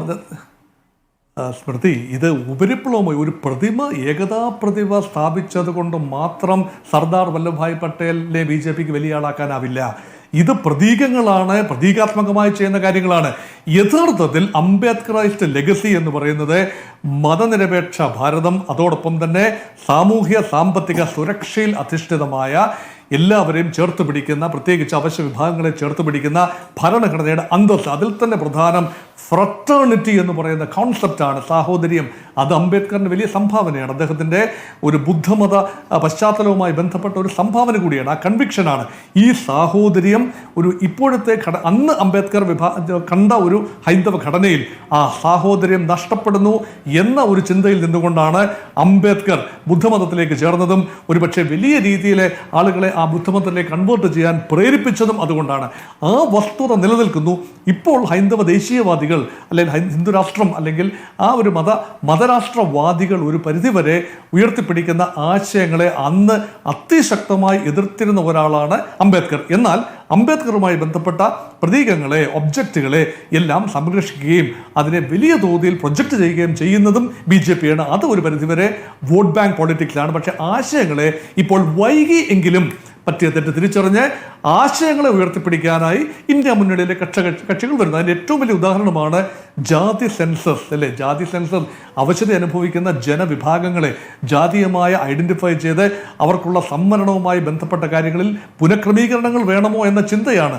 അതൊരു വിശാലമായ അംബേദ്കറൈസ്ഡ് ചിന്തയാണ്. ഒരിക്കലും ഒരു സവർണ ഹൈന്ദവ മേധാവിത്വത്തെ അംബേദ്കർ അനുകൂലിച്ചിട്ടില്ല. അതുകൊണ്ടാണല്ലോ സവർണ ഹൈന്ദവർക്ക് ഒരു പരിധിയിൽ കൂടുതൽ പ്രാതിനിധ്യം പാർലമെന്റിൽ ഉണ്ടാകുന്നതിനെതിരെ നിയമനിർമ്മാണം ഉണ്ടാകണം, ഭരണഘടനയിൽ തന്നെ അതിനുള്ള പ്രൊവിഷൻ ഉണ്ടാകണം എന്ന ആഗ്രഹം അംബേദ്കർ പ്രകടിപ്പിച്ചതും അതുകൊണ്ട് തന്നെയാണ്. അങ്ങനെയുള്ള യാഥാർത്ഥ്യങ്ങൾ നിലനിൽക്കെ അംബേദ്കറിന് വേണ്ടി രണ്ട് വിഭാഗങ്ങളും കടിപിടി കൂടുമ്പോൾ അതാണ് ഞാൻ പറഞ്ഞത്, ചരിത്രത്തെ രണ്ടായി വിധിച്ചുകൊണ്ട് ആദ്യ ഭാഗത്ത് ഒരുപക്ഷെ BJPയുടെ മുൻ രൂപവും കോൺഗ്രസ് പാർട്ടിയും അംബേദ്കറിനോട് അനീതി കാട്ടി, അംബേദ്കറിനെ എതിർത്തു. എന്നാൽ രണ്ടാം ഭാഗത്ത് ഇരു വിഭാഗങ്ങളും പരസ്പരം മത്സരിച്ച് അംബേദ്കറൈറ്റ് ലെഗസി തങ്ങളുടേതാണ് എന്ന് സ്ഥാപിക്കാനുള്ള ഒരു ശ്രമത്തിലാണ്. ഇതാണ് കൗതുകമുണ്ടാക്കുന്ന ഒരു കാര്യം. ഒരു കാര്യത്തിൽ ആസ്വദിക്കാം, ഭരണഘടനയുടെ ശില്പിക്ക് വേണ്ട ആദരം രണ്ട് ഭാഗത്തു നിന്ന് ലഭിക്കുന്നു. NDA ഭാഗത്തു നിന്നും ഇന്ത്യ മുന്നണി ഭാഗത്തു നിന്നും ലഭിക്കുന്നു എന്നത് എങ്ങനെയാണ് അതൊരു ആദരമാകുന്നത് ഡോക്ടർ മോഹൻ വർഗീസ്? ഇദ്ദേഹത്തിൻ്റെ അമിത്ഷാ സാധാരണ നോ നോൺസെൻസ് പേഴ്സൺ ആണ്. പ്രസംഗങ്ങളിൽ സാധാരണ വീൺ വാക്കുകൾ അമിത്ഷായുടെ വായിൽ നിന്നും സാധാരണ വീഴാറില്ല. അമിത്ഷായുടെ പ്രസംഗത്തിൻ്റെ പൂർണ്ണ രൂപം എടുത്തുകൊണ്ട് അതിൽ ഒരു രണ്ട് വാചകം ഇത് പറയാൻ അമിത്ഷാ പറയാൻ ശ്രമിച്ചത് കോൺഗ്രസ് പാർട്ടിക്ക് അംബേദ്കറിൻ്റെ പേരുച്ചരിക്കാൻ എന്ത് അവകാശം, അംബേദ്കർ അംബേദ്കർ അംബേദ്കർ എന്ന് പറയുന്നു, അതിന് പകരം ദൈവനാമം ഉച്ചരിക്കുകയല്ലേ നല്ലത്? നിങ്ങളല്ലേ അംബേദ്കറെ തുച്ഛീകരിച്ച് കണ്ടത്, ഞങ്ങളല്ലല്ലോ. ഞങ്ങളല്ലേ അംബേദ്കറിന് വേണ്ട ഇടം വൈകിയെങ്കിലും ഞങ്ങൾക്ക് അധികാരം കിട്ടിയപ്പോൾ ഭാരതരത്ന കൊടുത്തതും ഞങ്ങൾ പിന്തുണച്ച VP സിംഗ് സർക്കാരല്ലേ 1990-ൽ? ഞങ്ങളല്ലേ അംബേദ്കറുടെ സ്മാരകങ്ങൾ 5 ഇടങ്ങളിലായി പണിയാൻ മുൻകൈ എടുത്തത്? അതുകൊണ്ട് അംബേദ്കറെ ഇപ്പോൾ ഉയർത്തിപ്പിടിക്കുന്ന ഞങ്ങളല്ലേ, നിങ്ങൾക്ക് അംബേദ്കറിന്റെ പേര് ഉച്ചരിക്കാൻ എന്ത് അവകാശം എന്ന് പറയുന്നതിന് മുന്നോടിയായി പറഞ്ഞ 2-3 വാചകങ്ങൾ അമ്പേ പാളിപ്പോയി. പക്ഷേ ആ കിട്ടിയ അർദ്ധാവസരം ഉപയോഗിച്ചുകൊണ്ട് ഇന്ത്യ മുന്നണി കൺസോളിഡേറ്റ് ആകുന്ന കാഴ്ച കണ്ടു. അത് തീർച്ചയായും അത് രാഷ്ട്രീയമാണ്. ആ വീട് കിട്ടിയ ഒരു അവസരമാണ് ഇന്ത്യ മുന്നണി മുതലാക്കിയിരിക്കുന്ന. ചിതറിപ്പോകാമായിരുന്ന ഇന്ത്യ മുന്നണിയിലെ കക്ഷികൾ ഇപ്പോൾ ഈ വിഷയത്തിൽ BJPക്കെതിരെ, ദേശീയ ജനാധിപത്യ സഖ്യത്തിനെതിരെ ഒന്നിച്ചിരിക്കുന്നു എന്ന കാഴ്ചയാണ് ഇപ്പോൾ കാണുന്നത്. ശരി, സ്മാരകങ്ങൾ ഉയർത്തുകയാണോ ആശയങ്ങൾ ഉയർത്തിപ്പിടിക്കുകയാണോ പ്രധാനം എന്നുള്ളതാണ് ചോദ്യം. ഞാൻ CPM MP ശ്രീ ശിവദാസിലേക്ക് എത്താം. ഡോക്ടർ V ശിവദാസൻ, നേരത്തെ താങ്കൾ പറയാതെ പോയ മറുപടി, ഭിന്നിച്ചു നിന്ന പ്രതിപക്ഷത്തെ അംബേദ്കർ വിവാദം ഒരുമിപ്പിച്ചോ എന്നുള്ളതാണ്. നേരത്തെ ഈ പ്രതിപക്ഷത്തെ നേതൃത്വം ഏറ്റെടുക്കുന്ന കാര്യത്തിൽ മമത പ്രതികരിക്കുന്നു, മുന്നണിയുടെ നേതൃത്വം താൻ ഏറ്റെടുക്കാമെന്ന് പറയുന്നു. അതിനെ ലാലു പ്രസാദ് യാദവ് പിന്തുണയ്ക്കുന്ന സാഹചര്യം വരുന്നു. പിന്നീട് ശിവസേന ഉദ്ധവ് വിഭാഗത്തിൻ്റെ എതിർപ്പ്, രാഹുലിൻ്റെ ഈ സവർക്കറിനുമായി ബന്ധപ്പെട്ട സവർക്കറിനെതിരായ പ്രസ്താവനയിൽ ഉദ്ധവ് താക്കറെ പ്രകടിപ്പിച്ച എതിർപ്പ്, അതുമായി ബന്ധപ്പെട്ട് വന്ന പ്രതികരണം, ഇതൊക്കെ ഒരു മുന്നണിയിലെ പ്രശ്നങ്ങളായി വന്നിരുന്നു. തുടർച്ചയായി അദാനി വിഷയം ഉന്നയിക്കുന്നതിൽ SPക്കും എതിർപ്പുണ്ടായിരുന്നു. അത് പരസ്യമായി പ്രകടിപ്പിക്കുകയും ചെയ്തു. ഇപ്പോൾ ഈ വിഷയമല്ല ഉന്നയിക്കേണ്ടത് എന്നുകൂടി SP പറയുന്നൊരു സാഹചര്യം ഉണ്ടായിരുന്നു. ഇന്നിപ്പോൾ വാർത്താ സമ്മേളനത്തിലും അദാനി വിഷയം ഉന്നയിച്ചതാണ് അമിത്ഷായെ പ്രകോപിപ്പിച്ചത് എന്ന് പറഞ്ഞ രാഹുൽ വളരെ ചെറിയ വാചകങ്ങൾ, വളരെ കുറച്ച് കാര്യങ്ങൾ മാത്രമേ ഇന്ന് വാർത്താ സമ്മേളനത്തിൽ പറഞ്ഞിട്ടുമുള്ളൂ. അപ്പോൾ എന്താണ് ഇപ്പോൾ ആകെ തുക? പ്രതിപക്ഷത്തെ ഒരുമിപ്പിക്കാൻ ഈ വിവാദത്തിന് കഴിഞ്ഞു എന്നാണോ? ഈ വിവാദത്തിന് ശേഷവും അദാനി വിഷയം എന്നതിലാണ് കൂടുതൽ ഊന്നേണ്ടത് എന്ന് രാഹുൽ എടുത്തു പറയുകയാണോ? സ്മൃതി, അമ്മയെ തല്ലുമ്പോൾ അമ്മയെ സ്നേഹിക്കുന്ന മക്കളെല്ലാം കൈകോർത്ത് പിടിക്കുമല്ലോ. ഇന്ത്യ എന്ന മഹാരാജ്യത്തെ, അതിൻ്റെ ദേശീയ പ്രസ്ഥാനത്തിൻ്റെ മഹാപാരമ്പര്യത്തിൻ്റെ പ്രതീകങ്ങളായിട്ടുള്ള ചരിത്ര പുരുഷന്മാരെ അവഹേളിക്കുന്ന ഘട്ടത്തിൽ രാജ്യത്തെ സ്നേഹിക്കുന്ന മതനിരപേക്ഷവാദികളായിട്ടുള്ള സകല മനുഷ്യർക്കും കൈകോർത്ത് പിടിക്കേണ്ടി വരും. ഇപ്പോഴിവിടെ BJPയുടെ പ്രതിനിധിയായ ബഹുമാന്യനായിട്ടുള്ള വ്യക്തി ഇവിടെ സംസാരിച്ചതിലേക്ക് തന്നെ വരാം. എത്രമേൽ അബദ്ധമാണ്, കളവുകളാണ് നീചമായ നിലയിൽ അവതരിപ്പിച്ചുകൊണ്ടിരിക്കുന്നത്. എന്താ RSSനെ കുറിച്ച് പറഞ്ഞത്? അംബേദ്കറിൻ്റെ തിരഞ്ഞെടുപ്പ് ഏജൻ്റായിരുന്നു RSSൻ്റെ പ്രതിനിധിയെന്നു. ഇവർ തന്നെയല്ലേ പറയുന്നത് RSS ഒരു രാഷ്ട്രീയ സംഘടനയല്ല, സാംസ്കാരിക സംഘടനയാണെന്ന്? ഈ പറഞ്ഞതിൻ്റെ അർത്ഥം എന്താ? RSS ഒരു രാഷ്ട്രീയ സംഘടനയാണ്, RSS രാഷ്ട്രീയത്തിൽ ഇടപെടുന്ന സംഘടനയാണ്, RSSന് രാഷ്ട്രീയ ലക്ഷ്യമുണ്ട് എന്നല്ലേ? ആ രാഷ്ട്രീയ ലക്ഷ്യമുള്ള RSSനെ കുറിച്ച് 1952 ഇദ്ദേഹം പറഞ്ഞിട്ടുള്ള തെരഞ്ഞെടുപ്പിൽ, അംബേദ്കറിൻ്റെ തെരഞ്ഞെടുപ്പ് മാനിഫെസ്റ്റോയിൽ എന്താ പറഞ്ഞിട്ടുള്ളത്? RSSുമായും ഹിന്ദു മഹാസഭയുമായും യാതൊരു ബന്ധവുമില്ലാതെ ആയിരിക്കും പ്രവർത്തനമെന്ന മാനിഫെസ്റ്റോ മുന്നോട്ട് വച്ചിട്ടാണ് പോയത് എന്നുള്ളത് ഓർഗനൈസറിലെ കളവ് വായിച്ച് മാത്രം ശീലമുള്ള ആളുകൾക്ക് മാത്രമേ ബോധ്യമാവാതിരിക്കൂ. 2, എന്താണ് മഹാനായ അംബേദ്കറിൻ്റെ നേതൃത്വത്തിൽ രൂപപ്പെട്ട ഭരണഘടനയെക്കുറിച്ച് RSS രേഖപ്പെടുത്തിയിട്ടുള്ള അഭിപ്രായം? ഭരണഘടനയുടെ 75ാം വാർഷികം ആഘോഷിക്കുമ്പോൾ ആ വാർഷികം ആഘോഷിക്കുന്ന വേളയിൽ ഒന്നുകൂടി ഓർക്കണം, അത് 1949 നവംബർ മാസത്തിൽ ഭരണഘടന അംഗീകരിച്ച് 3 ദിവസം കഴിഞ്ഞിട്ട് RSSൻ്റെ ഓർഗനൈസർ എഴുതിയ ലേഖനത്തിൽ പറഞ്ഞു, ലോകത്തിലെ ഏറ്റവും മോശപ്പെട്ട ഭരണഘടനയാണെന്നും സംവരണം ഉൾപ്പെടെ നൽകിയിട്ടുള്ളതിനെ അതിനിശിതമായി വിമർശിച്ചും കൊണ്ട് RSSൻ്റെ മുഖപ്രസംഗം എഴുതിയിട്ടുള്ള ലേഖനം വിസ്മരിച്ചു പോകരുത്. എന്തായിരുന്നു അംബേദ്കറിനെ വിശേഷിപ്പിച്ചത്? എന്തായിരുന്നു അംബേദ്കറിന് നേതൃത്വം നൽകിയിട്ടുള്ള ഭരണഘടനയ്ക്ക് നിങ്ങൾ കൊടുത്ത പേര്? ഏറ്റവും മോശപ്പെട്ടത്, ഒരിക്കലും അംഗീകരിക്കാൻ പാടില്ലാത്തതെന്ന് നിങ്ങൾ എഴുതി. അതിൻ്റെ കൂട്ടത്തിൽ ഒന്നുകൂടി പറഞ്ഞു, ഇന്ത്യയുടെ ത്രിവർണ്ണ പതാകയെക്കുറിച്ചുള്ള നിങ്ങളുടെ അഭിപ്രായം. ഇന്ത്യയുടെ ത്രിവർണ്ണ പതാക ഇന്ത്യൻ ജനതയുടെ സമരങ്ങളിലൂടെ രൂപപ്പെട്ടിട്ടുള്ള സമര സന്ദേശത്തിൻ്റെ അടയാളമായിട്ടുള്ള ത്രിവർണ്ണ പതാക ഇന്ത്യയുടെ ദേശീയ പതാകയായി മാറുന്നത് നിങ്ങൾ അംഗീകരിച്ചിരുന്നില്ല, RSS അംഗീകരിച്ചിരുന്നില്ല. നിങ്ങൾ പറഞ്ഞത് ഏത് പതാകയായിരിക്കണം എന്നുള്ളത് കൂടി ഒന്ന് ഓർത്തു നോക്കണം. പിന്നെ പറഞ്ഞു, എന്താണ്? അംബേദ്കറിൻ്റെ പ്രതിമ ഞങ്ങളാണ് സ്ഥാപിച്ചത്, അംബേദ്കറിൻ്റെ ചിത്രം പാർലമെൻറ്റിൽ ഉണ്ടായിരുന്നില്ല. അയ്യോ മഹാനുഭാവൻ, അങ്ങ് അറിയുക, 1967 ഇന്ത്യൻ പാർലമെൻറ്റിൽ അംബേദ്കറിൻ്റെ പ്രതിമ സ്ഥാപിക്കുന്നത്. അന്ന് BJP ഭരണത്തിലുണ്ടായിട്ടില്ല, BJP പിന്തുണ കൊടുക്കുന്ന സർക്കാരായിരുന്നില്ല അധികാരത്തിലുണ്ടായിരുന്നത്. അന്ന് പ്രതിമ സ്ഥാപിക്കപ്പെട്ടത് ഇന്ത്യൻ പാർലമെൻറ്റിലേക്ക് ഏതൊരു വ്യക്തിയും കടന്നു വരുമ്പോൾ ഏറ്റവും ആദ്യം കാണുന്ന വശത്തായിരുന്നു ഇന്ത്യയുടെ മഹാനായ പുത്രൻ്റെ പ്രതിമ സ്ഥാപിക്കപ്പെട്ടത്. എന്നാൽ ഇപ്പോൾ BJP അധികാരത്തിലിരിക്കുന്ന ഈ വേളയിലാണ് അംബേദ്കർ എന്ന മഹാനായ മനുഷ്യൻ്റെ പ്രതിമ അവിടെ നിന്ന് എടുത്തു മാറ്റിയിട്ട് ആരും കാണാത്ത മൂലക്ക് കൊണ്ടുപോയിട്ട് അംബേദ്കറിൻ്റെ പ്രതിമ സ്ഥാപിച്ചത്.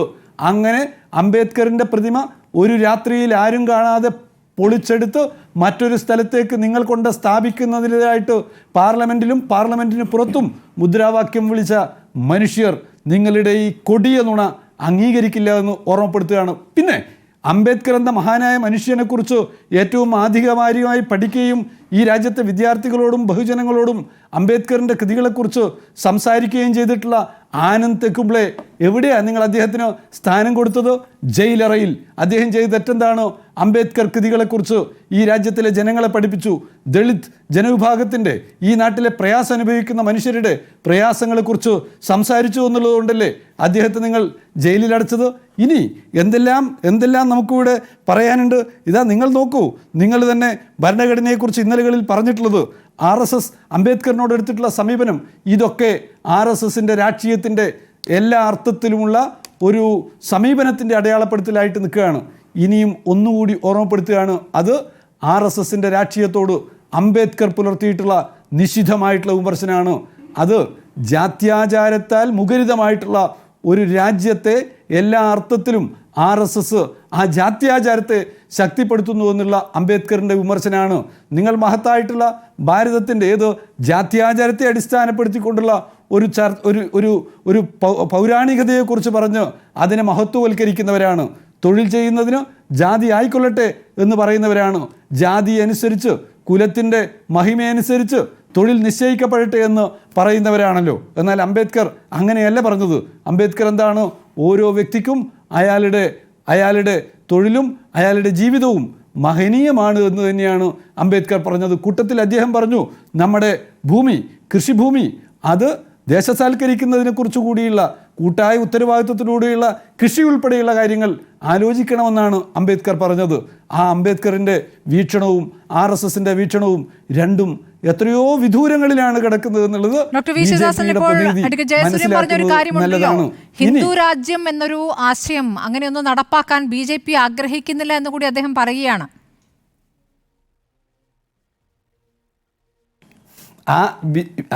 RSS എന്നതിൻ്റെ രാഷ്ട്രീയ മുഖമാണല്ലോ BJP. RSSും BJPയും ലക്ഷ്യം വെക്കുന്നത് എന്താണ് എന്നുള്ളത് അവരുടെ ഇന്നലകളിലെ പ്രവർത്തനവും പറയാതെ പറഞ്ഞു വെക്കുന്ന കാര്യങ്ങളിലൂടെയും നമുക്ക് മനസ്സിലാക്കാൻ പറ്റുന്നതാണ്. ഇവിടെ തന്നെ എന്താണ്, RSS ഒരു രാഷ്ട്രീയ സംഘടനയല്ല എന്ന് ഇവർ പ്രസംഗിച്ചുകൊണ്ടിരിക്കുന്നു. എന്നാൽ ഇവിടെ ചർച്ചയ്ക്ക് BJPയുടെ പ്രതിനിധിയായിരിക്കുന്ന ബഹുമാന്യനായ ജയസൂര്യൻ എന്താണ് പറഞ്ഞത്? അംബേദ്കറിൻ്റെ ഉൾപ്പെടെയുള്ള തെരഞ്ഞെടുപ്പുകളിൽ ഇടപെട്ടിട്ടുള്ള ഒരു സംഘടനയാണ് RSS എന്ന് പറയുകയാണ്. RSSന് രാഷ്ട്രീയ ലക്ഷ്യമുണ്ട്. RSSൻ്റെ രാഷ്ട്രീയ ലക്ഷ്യം എന്താണ്? അത് തുറന്നു പറയുന്നതല്ല.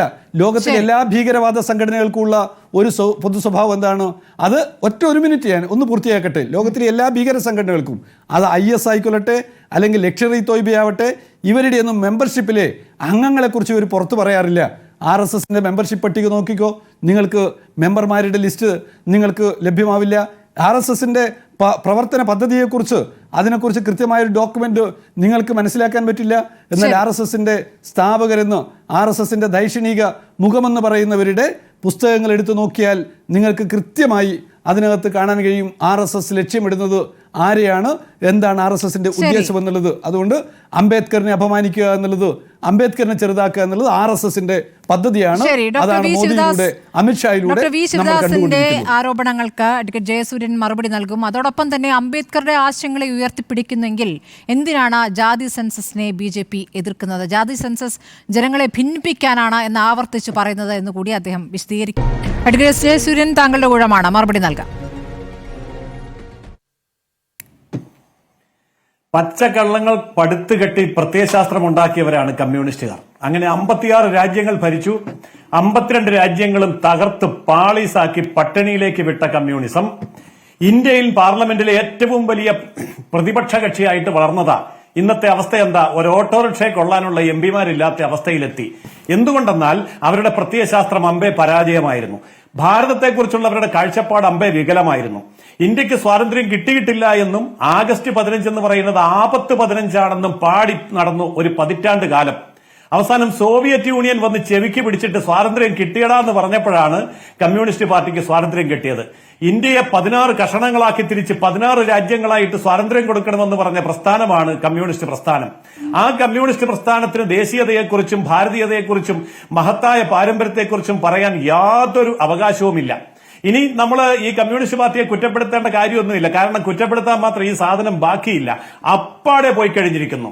അംബേദ്കറെ സംബന്ധിച്ചിടത്തോളം അംബേദ്കറോട് ഇത്ര സ്നേഹമുണ്ടെങ്കിൽ ഞാൻ ചോദിക്കുന്നു, ചതിയനായ അംബേദ്കറെ പരാജയപ്പെടുത്തു എന്ന് പറഞ്ഞ് എസ് എ ഡാംഗെ എന്ന് പറയുന്ന കമ്മ്യൂണിസ്റ്റ് നേതാവ് എന്തിനാണ് നോട്ടീസ് വിതരണം ചെയ്തത് നോർത്ത് മുംബൈയിലും അതേപോലെ ബാന്ദ്രയിലും?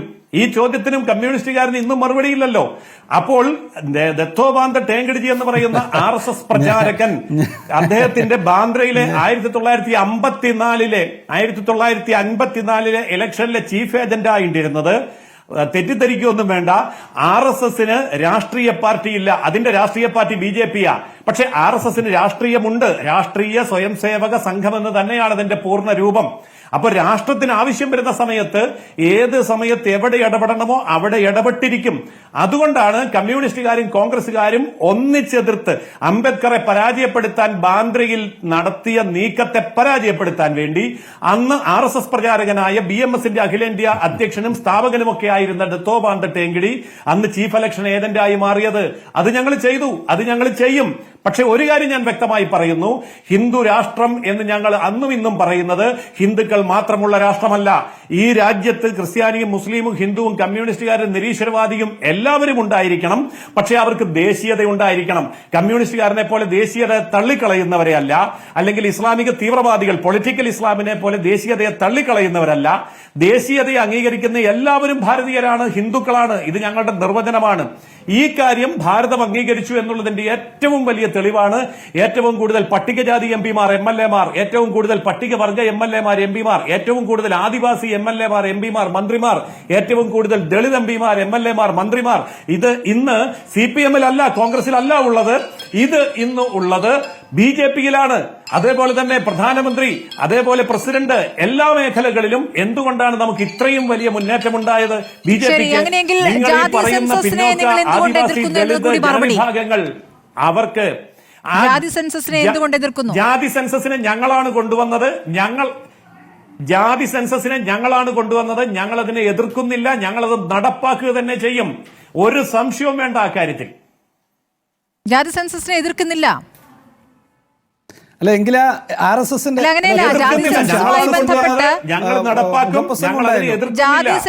ജാതി സെൻസസ് ഇവിടെ ജനങ്ങളെ ഭിന്നിപ്പിക്കാനുള്ള ആശയമാണെന്ന് ഇവിടെ ആവർത്തിച്ച് പറയുന്ന ആരാണ്? Advocate S. ജയസൂര്യൻ. അത് പറയാം. ജാതി സെൻസസിനെ ജനങ്ങളെ ഭിന്നിപ്പിക്കാനായിട്ട് ഇവിടെ കമ്മ്യൂണിസ്റ്റുകാരും കോൺഗ്രസുകാരും ഉപയോഗിക്കുന്നു എന്നാണ് ഞങ്ങൾ പറഞ്ഞത്. ഇവിടെ ഓരോ വിഭാഗത്തിനും എത്രത്തോളം നൽകാനുണ്ട്, അവർക്ക് അവരുടെ അർഹത എന്ത് എന്ന് കണ്ടെത്താൻ എന്താണ് തടസ്സം? കണ്ടെത്തുന്നത് എന്തുകൊണ്ടാണ് നിങ്ങൾക്ക് ബുദ്ധിമുട്ടാകുന്നത്? പറഞ്ഞോളൂ. ഒരു ബുദ്ധിമുട്ടുമില്ല. അതായത് ജാതി സെൻസസ് നടത്തണം, എല്ലാ ജാതിക്കും കിട്ടേണ്ടത് കിട്ടണം എന്നുള്ള ആശയമാണ് BJP-ക്കുള്ളത്. പക്ഷെ ആ ജാതി സെൻസസിന്റെ പേരിൽ ജാതീയത വളർത്തി വോട്ട് ബാങ്കാക്കി അതിനെ മുതലെടുപ്പ് നടത്തുന്ന കമ്മ്യൂണിസ്റ്റ് കോൺഗ്രസ് നീക്കത്തെ മാത്രമാണ് ഞങ്ങൾ എതിർക്കുന്നത്. അത് ഒരിക്കലും ജാതി സെൻസസിനെ ഞങ്ങൾ എതിർക്കുന്നില്ല. ജാതിക്ക് കിട്ടേണ്ട ആനുകൂല്യങ്ങൾ കൊടുക്കുന്നതിനെ ഞങ്ങൾ അനുകൂലിക്കുന്നു. ജാതി സെൻസസ് എന്ന് പറയുന്ന ആദർശം തന്നെ, ആശയം തന്നെ മുന്നോട്ട് കൊണ്ടുവന്നത് ഞങ്ങളാണ്. പക്ഷെ അതിനെ ജാതി പ്രീണനത്തിന് വേണ്ടി ഉപയോഗിക്കുന്ന കമ്മ്യൂണിസ്റ്റ് കോൺഗ്രസ് നീക്കത്തെയാണ് ഞങ്ങൾ എതിർക്കുന്നത്. ഈ പ്രീണനം എന്ന് പറഞ്ഞുകൊണ്ട് എന്താണ് ഉദ്ദേശിക്കുന്നത്? പിന്നാക്കക്കാർ ഇപ്പോഴും അർഹതപ്പെട്ടത് കിട്ടാതെ നിൽക്കുന്നു, അതിന്റെ ഒരു കണക്കെടുപ്പ് നടത്തണമെന്ന് ആവർത്തിച്ച് ഇവിടെ പ്രതിപക്ഷം ആവശ്യപ്പെട്ടതാണ്. അതെങ്ങനെ ഭിന്നിപ്പിന്റെ രാഷ്ട്രീയമാകുന്നത്? ഒരിക്കലും ഭിന്നിപ്പിന്റെ ആകുന്നില്ല. പക്ഷേ ആ കണക്കെടുത്തിട്ട് അവർക്കിത് കൊടുക്കാനുള്ള ആത്മാർത്ഥത ഈ പറഞ്ഞ പ്രതിപക്ഷം ഇരുന്ന കാലത്ത് ഒന്നും ചെയ്തില്ലല്ലോ.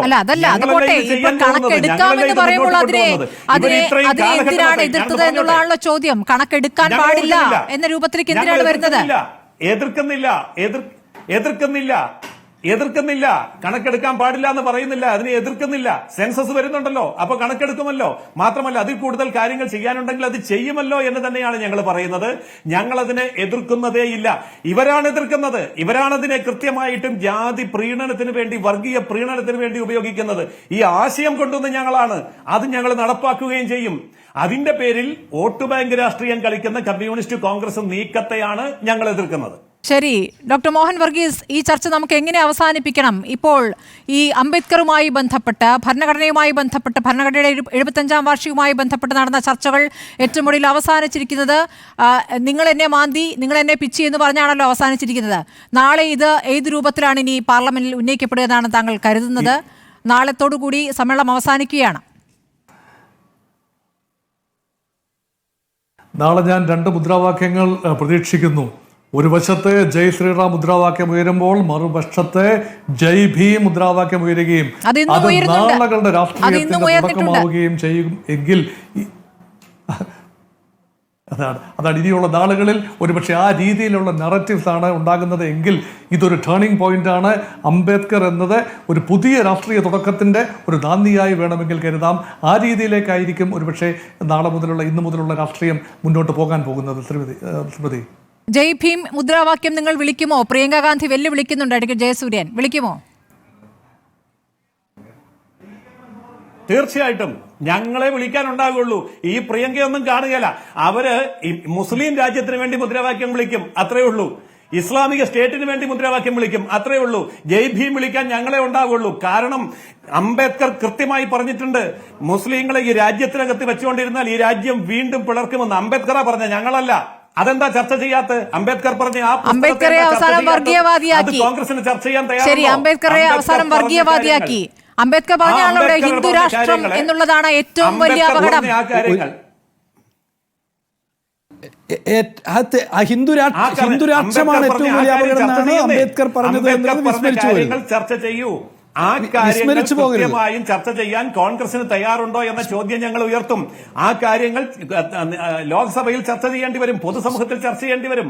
അംബേദ്കറുടെ എല്ലാ ആശയങ്ങളും, എല്ലാ പുസ്തകങ്ങളും, എല്ലാ ലേഖനങ്ങളും, എല്ലാ പ്രസംഗങ്ങളും കോൺഗ്രസിന് ചർച്ച ചെയ്യേണ്ടി വരും. ഇല്ലെങ്കിൽ ഞങ്ങൾ കോൺഗ്രസിനെ കൊണ്ട് ചർച്ച ചെയ്യിക്കും, കമ്മ്യൂണിസ്റ്റുകാരെ കൊണ്ട് ചർച്ച ചെയ്യിക്കും. ഡോക്ടർ വി ശിവദാസ്, അംബേദ്കർ ക്രമം ഞങ്ങൾ പൊളിച്ച് പാളീസാക്കി കളയും. ശരി, ഡോക്ടർ വി ശിവദാസ്, ഞാൻ പറഞ്ഞോട്ടെ. ജയസൂര്യ ഞാൻ പറഞ്ഞോട്ടെ. ഇവിടെ അംബേദ്കർ പറഞ്ഞിട്ടുള്ള എന്താണ്?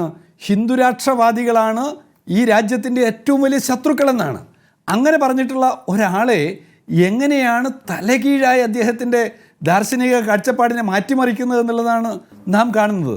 മനുസ്മൃതിയാണ് ഭരണഘടനയ്ക്ക് പകരം മനുസ്മൃതി കൊണ്ടുവരണമെന്ന് പറഞ്ഞവരാണ്. മനുസ്മൃതി കത്തിക്കണം എന്നാണ് അപ്പുറത്ത് അംബേദ്കർ പറഞ്ഞിട്ടുള്ളത്. അപ്പോൾ അംബേദ്കർ നിങ്ങൾക്ക് സ്വീകാര്യനാകുന്നു എന്ന് പറയുമ്പോൾ നിങ്ങൾ നിങ്ങളുടെ നിലപാടുകൾ മാറ്റുകയാണോ ജയസൂര്യൻ? മനുസ്മൃതിയാണ് അവരുടെ കാഴ്ചപ്പാടായിട്ട് മുന്നോട്ട് വെച്ചതാണ്.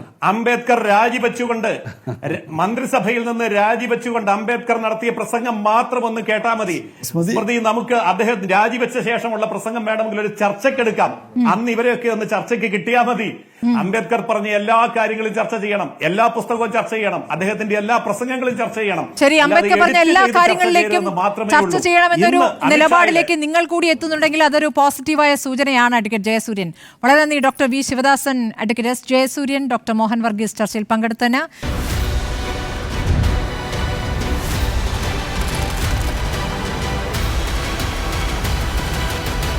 ഡിബേറ്റ് വിത്ത് സ്മൃതി പരുത്തിക്കാട്.